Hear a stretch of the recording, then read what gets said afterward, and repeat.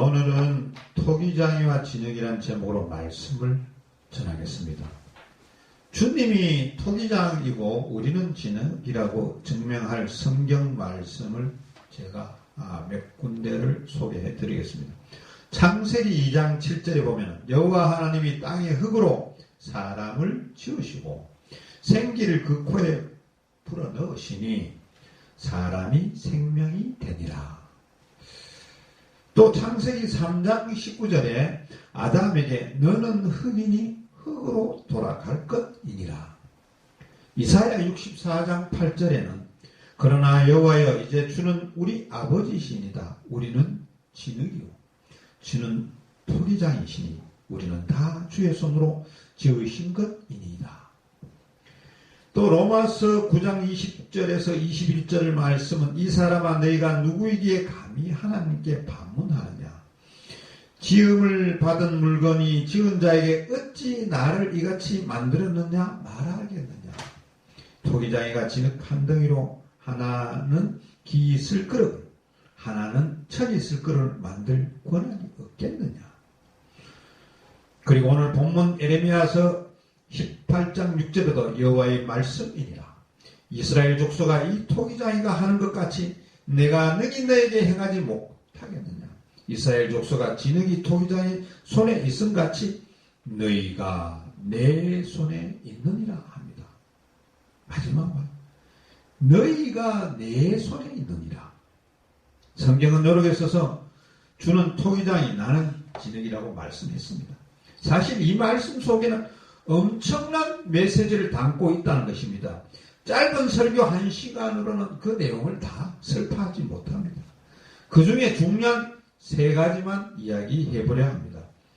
첫째, 인간은 흙에서 와서 흙으로 돌아간 존재이라는 겁니다. 창세기 2장 7절에 여호와 하나님이 땅의 흙으로 사람을 지으시고 생기를 그 코에 불어넣으시니 사람이 생명이 되니라. 창세기 3장 19절에 아담에게 너는 흙이니 흙으로 돌아갈 것이니라. 이 말씀은 인간의 기원과 종착점은 어디며 인간이 어떻게 살아가야 하는 것을 가르쳐주는 말입니다. 여러분, 인간이 어떤 존재입니까?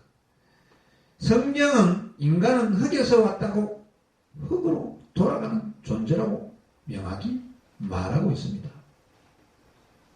여러분 오랫동안의 그 대중가요 속에 보면은 어떤 가수가 불렀지만 인생은 나그네 길 어디서 왔다가 어디로 가는가. 흙에서 왔다가 흙으로 간다는 것입니다. 문제는 우리가 세상 살면서 우리 자신이 흙에서 나온 보잘것없는 존재라는 사실을 까맣게 잊고 있다는 것입니다. 까맣게 잊고 살아가고 있다는 사실입니다. 다른 사람들은 다 흙에서 왔다 해도 나만큼은 고귀한 곳에서 왔을 거라고 생각하는 것이 일반적인 사람들의 생각입니다. 남들은 다 흙에서 왔어. 나는 그렇지 않아. 자기를 높이는, 자기를 중요하게 생각하는 그런 이야기입니다. 또 우리는 언젠가는 죽어서 흙으로 돌아가려는 사실을 분명히 알아요. 알면서도 자신만은 영원히 죽지 않을 것처럼 이렇게 생각하고 살고 있는 것입니다. 어떻게 하면 더 많은 것을 가지고 어떻게 하면 더 많은 것을 누리고 더 많은 것을 즐기며 살기 위해 의도적으로 우리는 흙에서 와서 흙으로 가는 존재라는 사실을 잊고 있는 것입니다. 그러니까 잊고 있을지도 모릅니다. 이 사실을 제대로 아는 사람은 흙처럼 겸손해야 하는 거죠. 비천한 흙에게 생명을 주신 하나님께 감사하면서 살아가야 되는 것입니다. 좀 따분한 말씀 같지만은 우리 모두는 흙에서 와서 흙으로 돌아가는 존재임을 인식하고 살아가시기를 바랍니다. 둘째는 흙은 토기장의 손에 들려 있어야 가치가 있다는 것입니다. 이 말씀을 이해하기 위해서는 본문의 배경을 생각해 봐야 합니다. 본문의 저자 에레미야는 주전 627년부터 바벨론에 의해 예루살렘이 함락된 586년 이후 얼마까지 유다 왕국에서 활동했던 선지자였습니다. 예레미야는 눈물의 선지자라는 별명이 붙을 정도로 나라와 민족을 사랑했던 선지자인 것입니다. 예국자이자 선지자였던 예레미야의 눈물과 예언에도 불구하고 사랑하는 조국은 돌이키지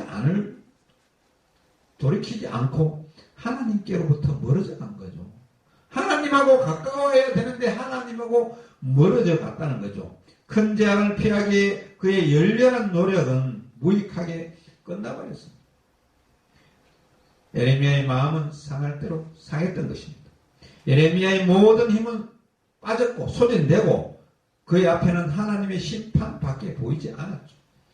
예레미야가 그러한 절망의 상황에 있을 때 하나님께서는 그에게 소망의 비전을 주었던 겁니다. 하나님께서 예레미야에게 토기자의 집으로 내려가라고 하였습니다. 거기서 하나님의 말씀을 주시겠다고 했습니다. 예레미야는 주님의 말씀에 순종하여 토기장의 집으로 내려갔습니다. 그때 토기장이가 마침 발로 물레를 돌며 일을 하고 있었습니다.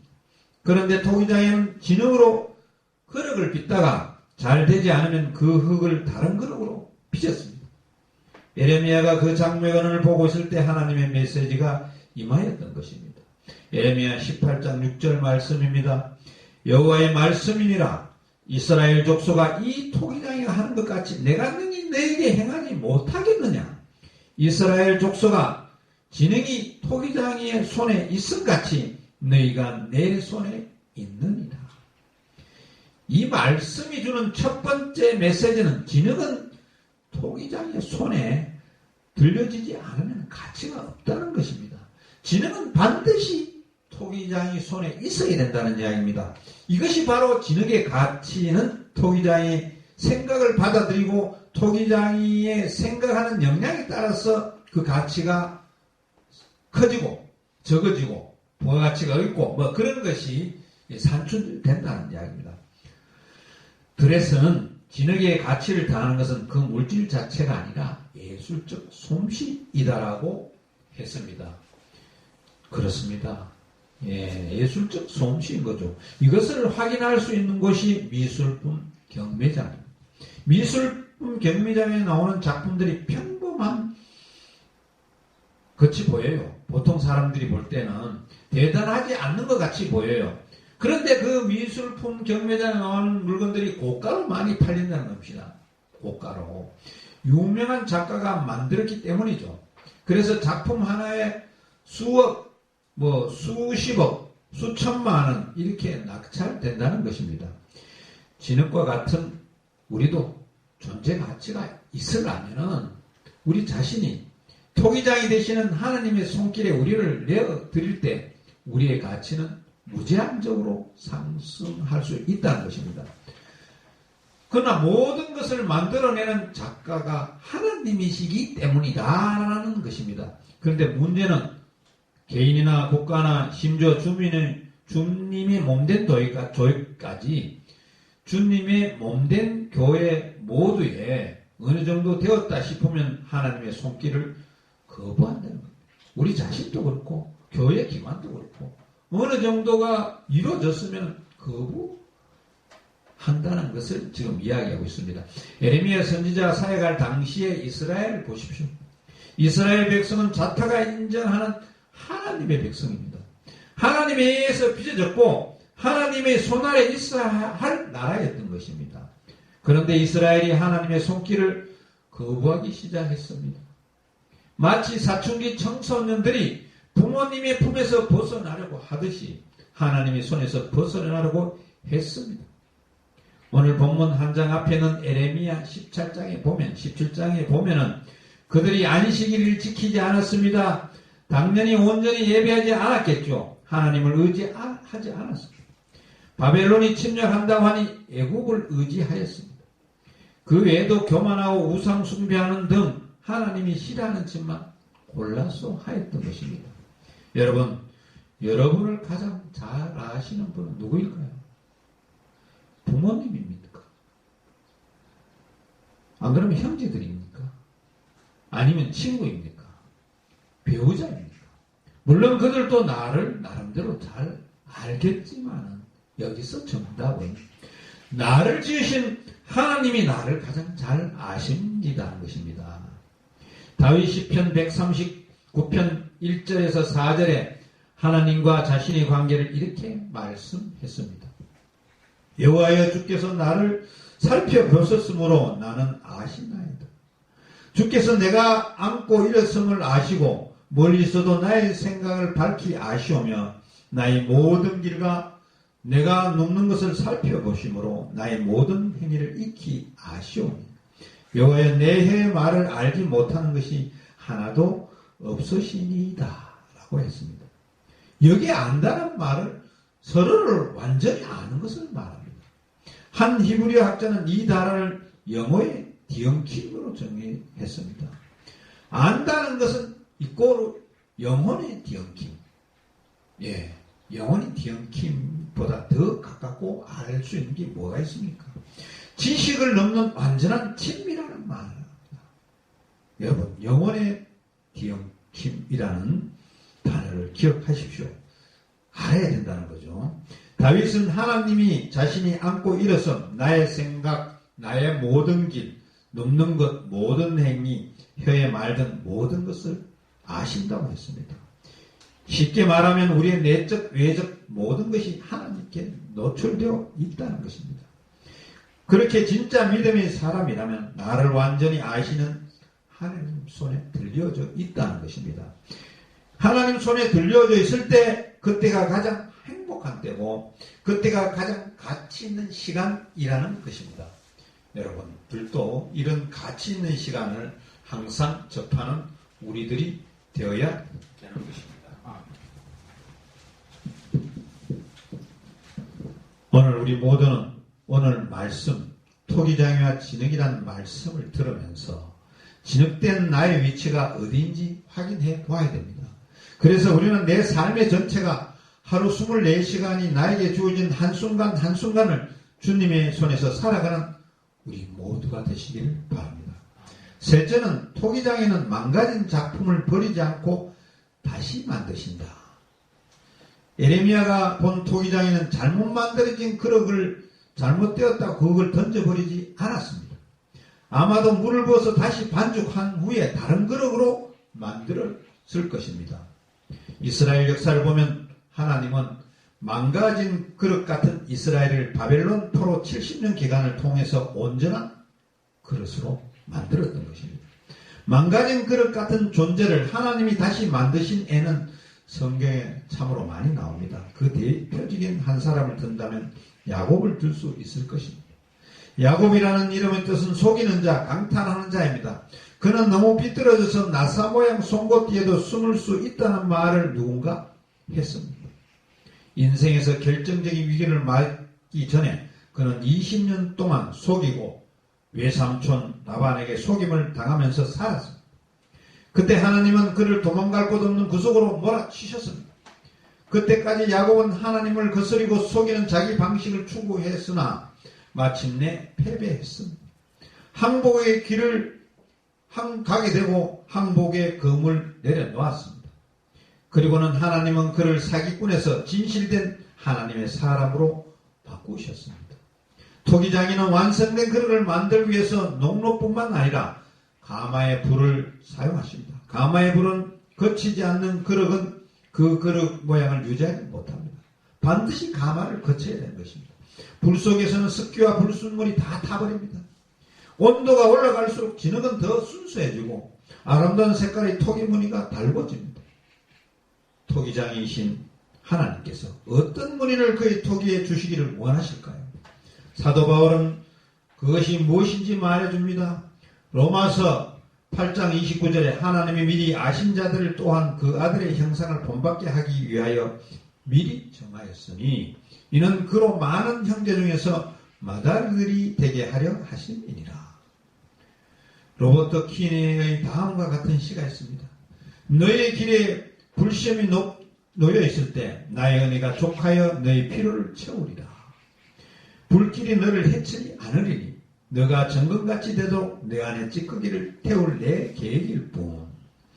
불은 무늬를 연구한 것으로 만듭니다. 우리는 불시험을 통과할 때 결코 혼자 남지 않습니다. 이사야 선지자는 이사야 43장 1절 2절에 이렇게 말합니다. 너는 두려워하지 말라. 내가 너를 구속하였고 내가 너를 지명하여 불렀나니 너는 내 것이다. 너가 물 가운데로 지날 때 내가 너와 함께 할 것이라. 강을 건널 때 물이 너를 침몰하지 못할 것이며 너희가 불 가운데로 지날 때 타지도 아니할 것이요 불꽃이 너를 사르지도 못하리니. 또 욥은 그에게 덮친 어마한 고통과 시련 후에 이렇게 고백합니다. 내가 가는 길을 그가 아시나니 그가 나를 단련하신 후에는 내가 순금같이 되어 나오리라. 욥의 이 고백은 수많은 성도들이 아멘으로 받아들이고 있는 내용입니다. 작자 미상의 시 한 편을 소개해 드립니다. 잠잠히 누워 계시오. 그분께서 그대를 빚으시도록 오 주는 내가 자복하오니 능숙한 토기장이 되시고 나를 잠잠한 진흙되게 하소서. 나를 빚으소서. 오 당신의 뜻대로 나를 빚으소서. 나는 묵묵히 엎드리며 기다리나이다. 사랑하는 성도 여러분, 하나님께서 우리를 빚어 가신다는 사실은 진정 놀라운 복음이 아닐 수 없습니다. 하나님께서 우리 개인을 그리고 우리 공동체를 빚어 가신다는 사실은 우리가 인생 어떤 어려움, 어떤 시험과 유혹 속에서도 다시 설 수 있는 힘의 근거가 됐다는 것입니다. 오늘 우리들은 하나님은 단 한 번 빚으시고 마음에 안 들면 포기하고 말 거라고 생각하지만 그렇지 않다는 사실을 분명히 알아야 합니다. 하나님은 세상 사람들이 피할 것 같은 그런 사람도 다시 빚으셔서 크게 사용하는 경우를 우리는 쉽게 찾아볼 수가 있다는 것입니다. 예를 들어볼까요? 네 손가락의 피아니스트 이희아 양이라는 피아니스트가 있습니다. 그녀는 10손가락이 일반 사람들이 있어서 피아노를 있어도 잘 못 치는데 이희아 양은 한 손에 2손가락밖에 없어요. 그런데도 하나님이 그를 들어 써서 4개의 손가락으로 얼마나 피아노를 기막히게 잘 치는 건지 연주에도 독주에도 자주 가졌던 것입니다. 둘째는 하니 크로스바 여사라는 분이 있는데 소경으로 태어났지만 하나님을 찬양하는 찬송가를 무려 500곡이나 작사했습니다. 우리가 즐겨 부르는 찬송가에 나의 갈 길 다 가도록 예수를 나의 구주 삼고와 같은 놀라운 찬송가를 작사했습니다. 비록 장님으로 태어났지만 좌절하지 않고 낙심하지 않고 그의 몸을 하나님께 내어 놓았을 때 하나님은 그를 질그릇으로 사용하셔서 놀라운 찬송가 작사가로서 사용하여 주셨던 것입니다. 또 셋째는 헬렌 켈러라는 소경의 벙어리에 기머거리가 있었던 겁니다. 이는 그럼에도 불구하고 그녀는 박사학위를 3개나 따고 수많은 사람한테 영향력을 끼쳤습니다. 장님이고 기머거리고 벙어리고 세상으로 기준으로 볼 때는 별 볼 일 없는 사람 아닙니까? 그러나 토기장인 하나님이 그를 다시 만드셔서 놀라운 그룹으로 사용하십니다. 토기장의 하나님은 야곱도 이희아 양도 크로스바 여사도 또 헬렌 켈러도 다시 만드셨습니다. 중요한 것은 오늘 나도 그런 존재라는 것입니다. 저와 여러분도 토기장의 하나님은 하나님이 원하시니 작품이 나올 때까지 만들고 계심을 믿으시기 바랍니다. 만들어지는 속도가 설사 늦다 하더라도 천천히 한다고 빠르지지 않는다고 해도 답답해하지 말라는 것입니다. 기다리고 계시라는 것입니다. 교회 공동체 여기 마찬가지입니다. 하나님이 원하는 공동체가 되도록 하나님은 이런저런 방법으로 만들고 계신다는 것입니다. 개인도 마찬가지입니다. 이제 결론을 말씀드리겠습니다. 주는 토기장이고 나는 진흙임을 마음 중심으로부터 고백하시기를 바랍니다. 나는 흙에서 와서 흙으로 가는 존재다. 그 중간에 우리는 우리를 만드신 하나님의 영광을 돌며 살아가야 합니다. 흙은 토기장의 손에 들려 있어야 가치가 있는 것입니다. 토기장이는 망가진 작품을 버리지 않고 다시 만드신다는 것입니다. 이 사실을 아시고 여러분과 우리 모두가 주님과 귀하게 쓰시는 도구가 되시기를, 또 빛나는 그릇이 되시기를 축원합니다. 축원합니다. 기도드리겠습니다.